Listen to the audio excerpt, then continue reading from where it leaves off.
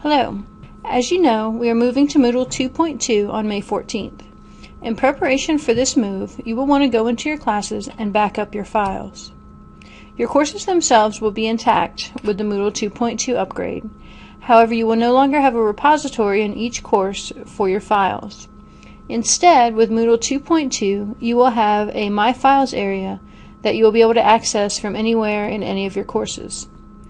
So in preparation, you're going to want to go into each course, go into the Files area, zip your files, save them, and then bring them into your My Files area in Moodle 2. This will show you how. You're going to go into your class, then you're going to go down into the administration block, choose Files, then you're going to scroll down to the bottom, select All, and then with chosen files, you're going to create a zip archive. We're going to name our zip file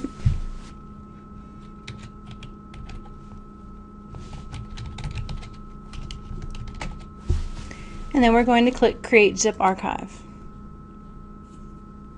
We will then wait for a few minutes for our archived file to be created. A step you might want to complete before creating your zip file is to go into your class and see if there's any files that are completely obsolete or duplicated. This way you can delete the duplicates, just make sure they're not duplicates that you're using.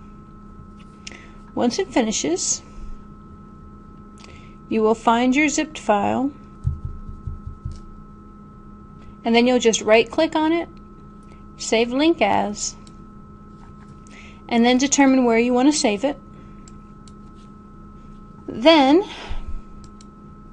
that'll take a few minutes to process, depending on how big it is, and mine is quite large. One thing to keep in mind with Moodle 2, the largest file you'll be able to upload is 100 megabytes.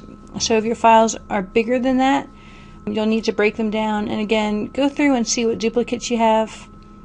Mine's got this, you probably don't need your backup data file, which is what's making mine so large.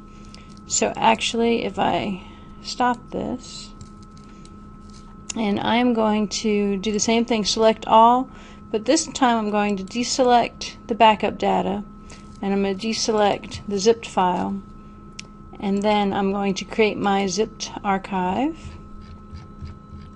and then I'm going to call it the same thing, or something close to it. Create my zip archive. Again, it's going to take a couple of minutes.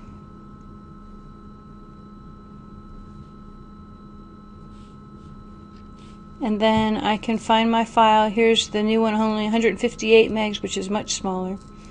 Then I can right click, save link as, and again save the file.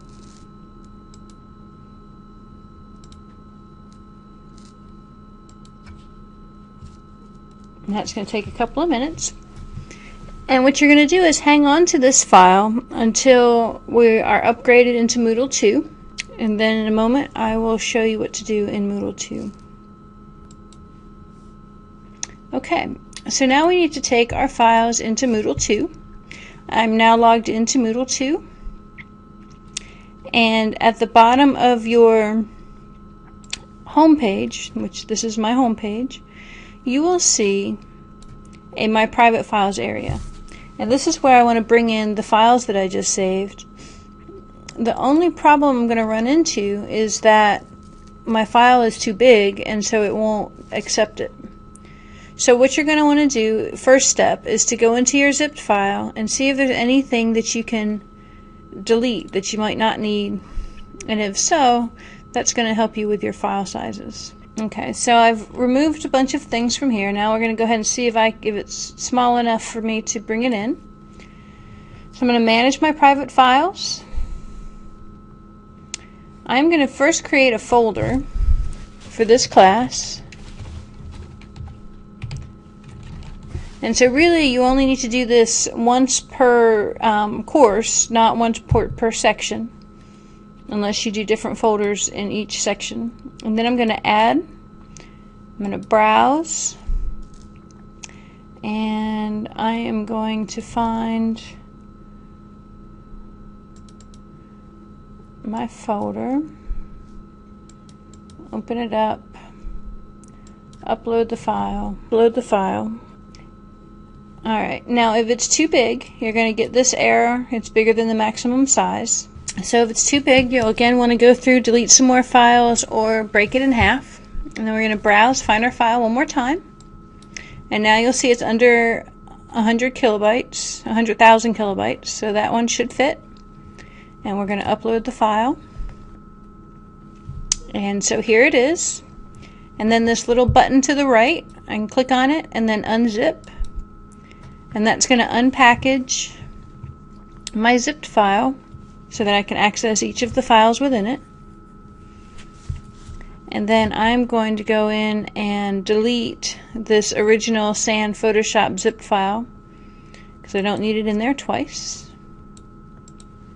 And so now I have all of the files that I need, and I can access them in any of my classes.